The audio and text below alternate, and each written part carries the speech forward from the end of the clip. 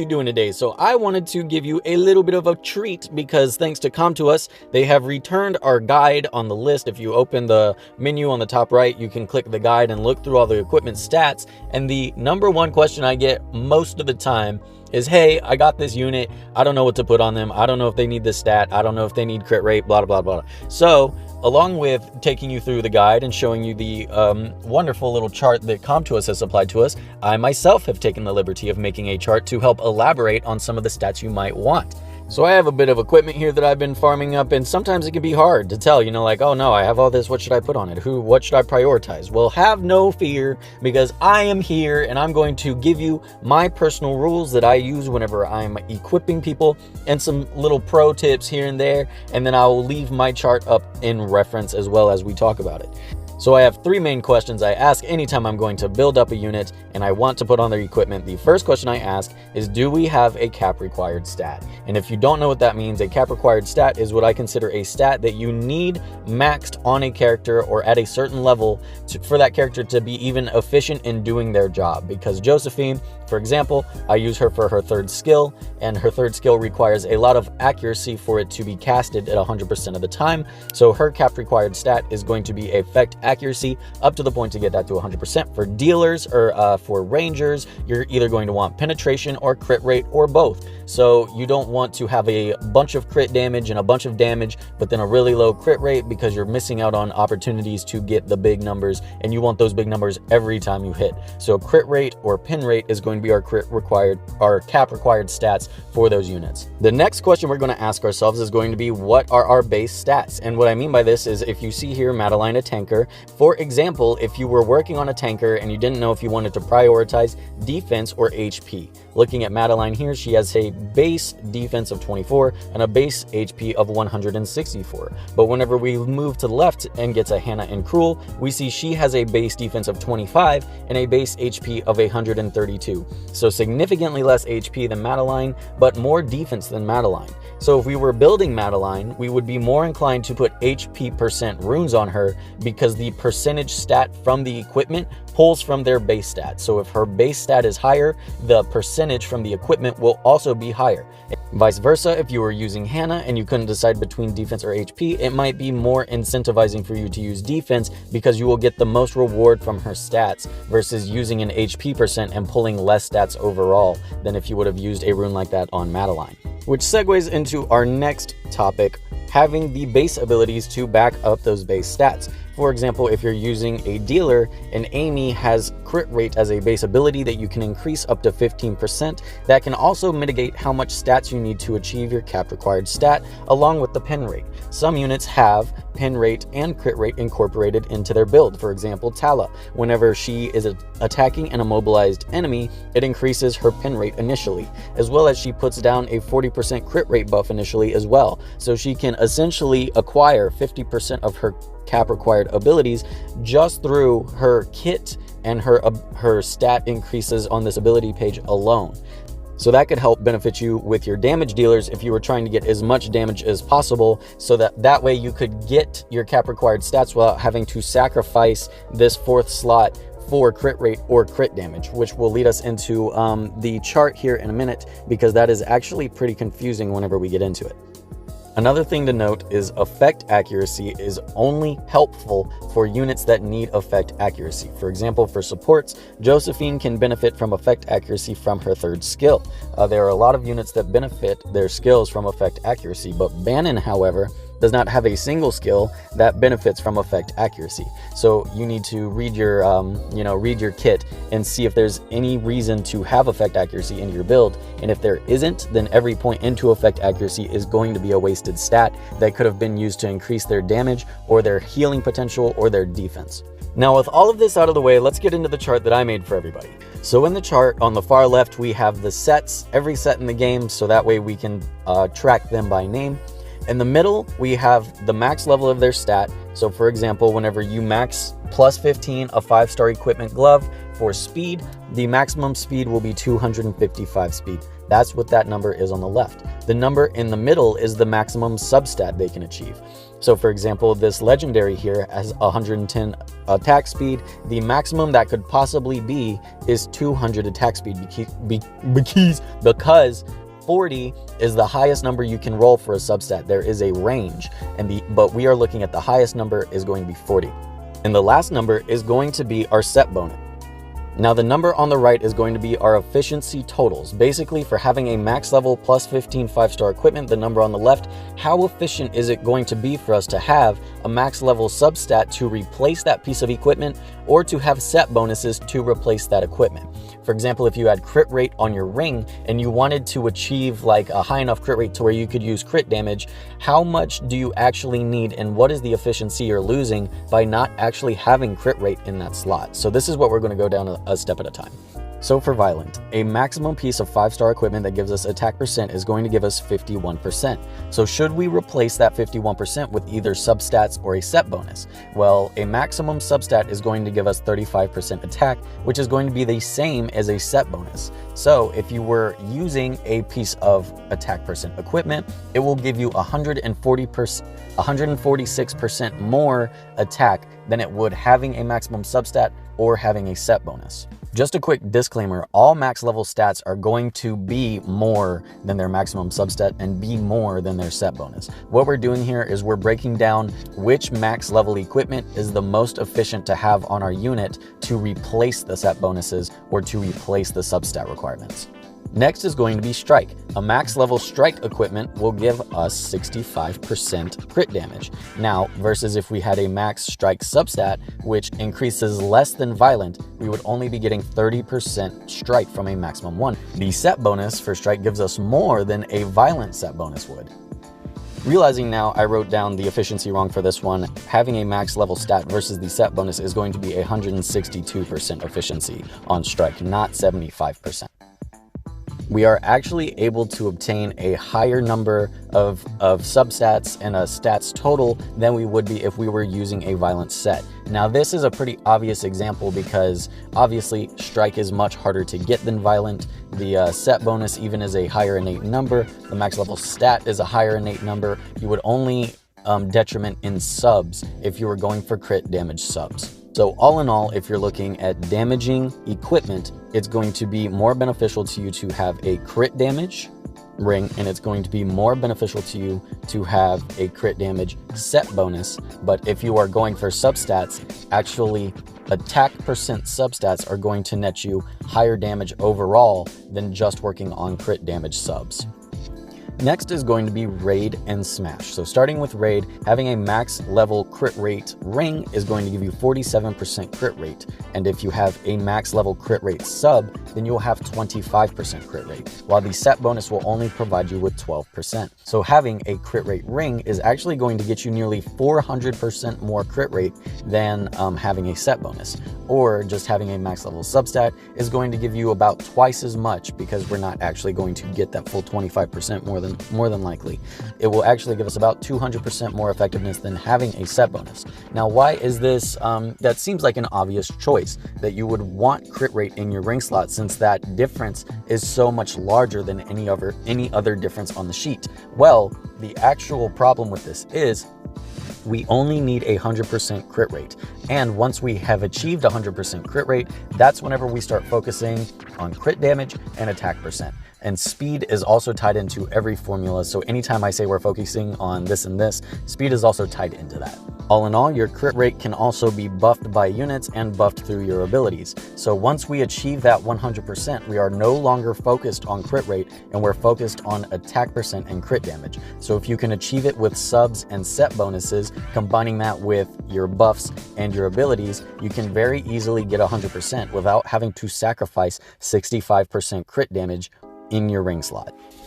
Of course, if you're not even close, if you're sitting at like 70% crit rate or like 60 or less than that, then you are probably going to want to temporarily put in a crit rate ring until you have achieved the subs necessary to crit more often, and then you can replace it with a crit damage ring. The same is going to be true for penetration, but the difference to notice here is that a max level penetration equipment is going to give us 50% penetration, while the set bonus is 13%. So it is going to be easier to achieve your maximum penetration.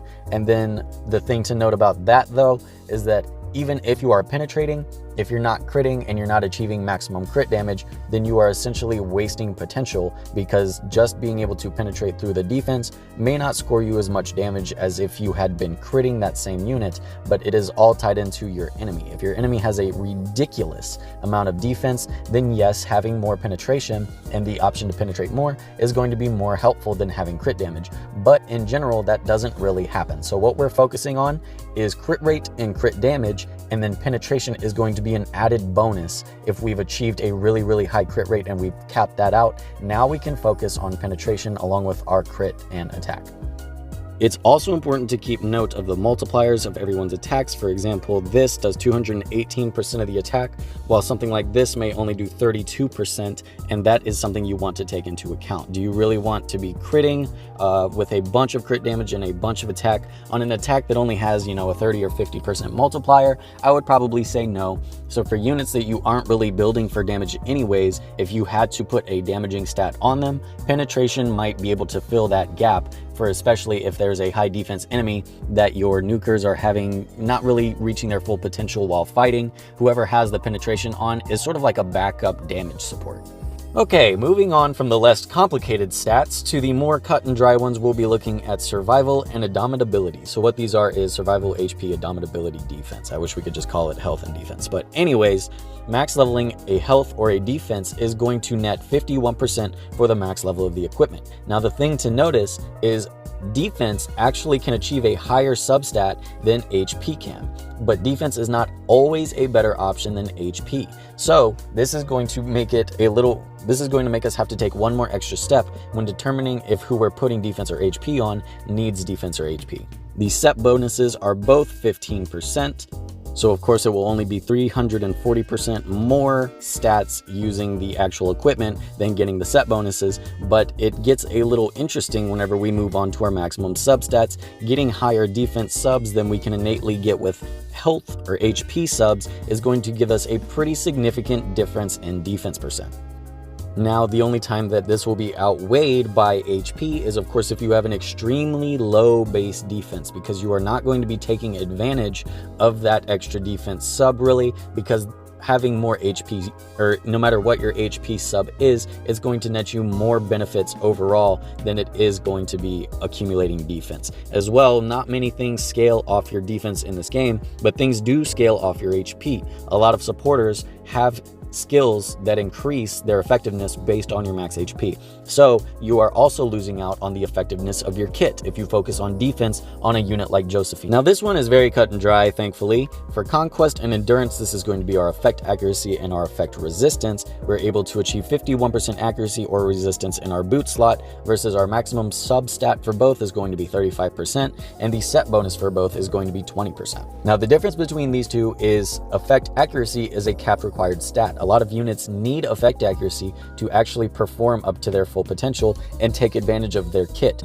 So you are going to be more inclined to build effect accuracy on those units, and it's going to be important to note your efficiency totals. So say you only need, 85% accuracy to achieve your crit required stat or your cap required stat, you're probably going to want a boot effect accuracy slot, because that is a very high number to achieve just on your own. Or if you're able to achieve that with set bonuses and substats, keeping in mind that the substat is 35%, so that's going to be a lot more than it would be a lot easier to reach your cap required stat using substats with Conquest than it would be to use it with, say, something like Raid. On top of that, the amount of accuracy you need can be above 100 or it can be below 100. Some units don't need very much accuracy at all, where you could get away entirely with just using a set bonus and then moving on entirely and having your kit up to its full maximum potential. Versus if you have someone like Amy, and right now I have on her 26% effect accuracy, only achieving an extra 5% crit chance. So that means if we wanted that to be up to 100%, we would pretty much need like 400% effect accuracy, which is absolutely not happening. But if for some reason, like thinking of it less intense on the spectrum, if you needed like 150%, then yes, probably putting on an effect accuracy boot is going to help you out in the long run more than just trying to go for stat bonuses. Now, endurance is one of those sketchy, sort of like, these are controversial stats, because even if you have maximum endurance and you have like 100% chance to resist, there is innately always going to be a 15% chance for you to receive a debuff. It can never be a 0% chance for you to receive a debuff, as well as even if you have a 100% chance to cast a debuff, there's going to be innately a 15% chance that it can get resisted. So even if you have all the stats in the world and your effect accuracy, you're not going to land the debuff every single time anyways, so it can be hard to determine what is a good effect accuracy and what is a good effect resistance to achieve. I think having a decent amount in both isn't really going to kill you, because it's not taking away from your other stats that much unless you're using the main equipment slot. Now, dash and speed sets, this is like a supplementary stat. This is entirely up to your discretion. Having speed always helps your unit no matter what unit they are. Taking more turns is 99% of the time good for a unit, but the amount of speed you need varies depending on the speed of the rest of your team, unless your team doesn't have any synergy at all and they all just focus on themselves. For example, for my team, I need my Josephine to have a very high speed to go first, and since she has such a high speed, I also want everyone else to have a lower speed than her, but have the proper speed to take the turn order they need for me to get off a combo. Right now, my turn order combo is Josephine, highest speed buff, Bannon, second highest speed attack percent buff, Tala, third highest speed crit rate buff, Nadine, fourth highest speed defense break, and Amy, lowest speed, but still a high enough speed so where she doesn't get cut in between Nadine, so that she can take advantage of all the buffs and debuffs and go in for the kill.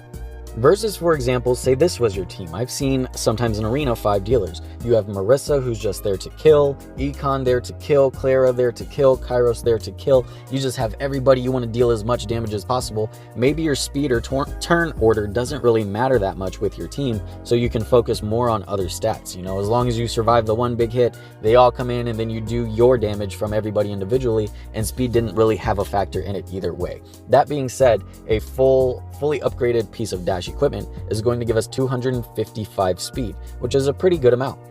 Now, a max substat for dash is going to give us 200 speed. If you have the 40 and the 40 upgrades 44 times, we will get 200. That's a pretty good number too.